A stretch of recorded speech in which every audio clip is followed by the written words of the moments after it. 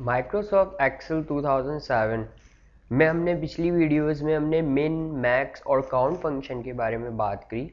इस फंक्शन में हम बात करेंगे काउंटा और काउंट ब्लैंक फंक्शन के बारे में कि हम इसे किस तरीके से यूज़ कर सकते हैं और किस तरीके से हम इससे फ़ायदा उठा सकते हैं।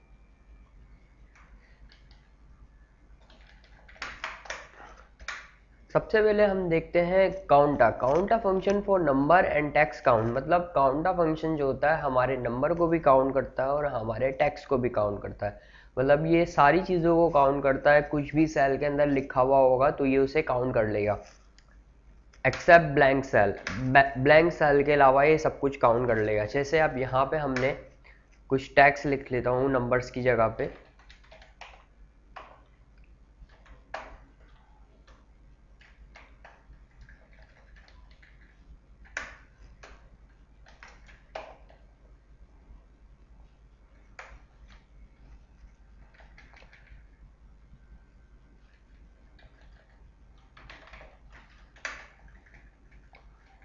यहाँ पे मैंने कुछ टेक्स्ट लिख दिया बीच के अंदर। अब मैं यहाँ पे काउंटा फंक्शन अप्लाई करता हूँ।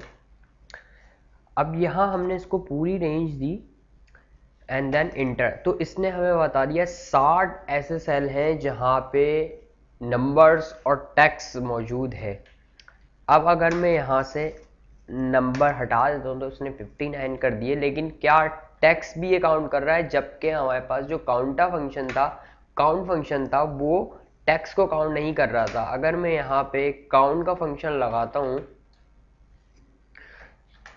ये मैंने काउंट का फंक्शन लगाया तो ये 52 बता रहा है, जबकि हमारे पास जो सेल्स के अंदर लिखा हुआ है वो 59 सेल्स के अंदर लिखा, लेकिन ये हमें 52 बता रहा है। उसका रीज़न ये है क्योंकि ये हमारा जो टेक्स्ट लिखा हुआ है उसको काउंट नहीं कर रहा, तो इसकी वजह से जो है ये हमें नहीं बता रहा।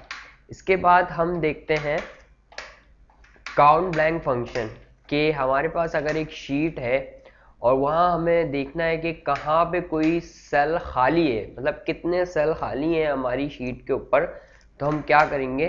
काउंट ब्लैंक का फंक्शन अप्लाई करेंगे, फॉर्मूला अप्लाई करेंगे is equals to count blank and then range दे दी मैंने उस जगह की। ये मैंने की रेंज दी एंड देन इंटर। तो इसने हमें बता दिया कि इस 60 सेल्स की रेंज में 4 सेल जो हैं आपके खाली हैं। अब मज़ीद अगर मैं सेल्स यहाँ पे खाली करता हूँ तो यहाँ पे हमारे पास वैल्यू बढ़ती जाएगी। तो इस तरीके से हम जो है काउंट ब्लैंक फंक्शन अप्लाई कर सकते हैं और काउंटर फंक्शन यूज़ कर सकते हैं। उसके अलावा हम दो फंक्शंस को कंबाइन भी यूज़ कर सकते हैं। अगर आप चाह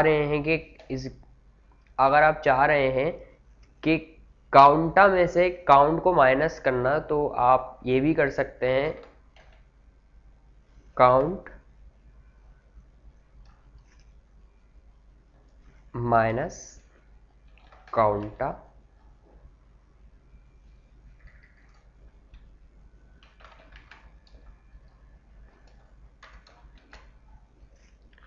एंड देन रेंज।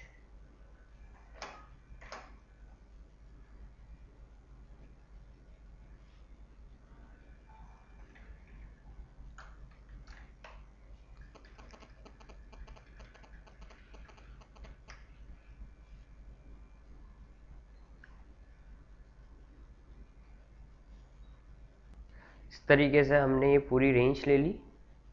देन हमने यहाँ पे माइनस का साइन लगाया एंड देन यहाँ पे हमने काउंटा का फंक्शन लिखा, फॉर्मूला लिखा एंड ब्रैकेट ओपन। उसके बाद हमने दोबारा इसकी रेंज दी एंड देन ब्रैकेट क्लोज। तो ये हमें -6 देगा।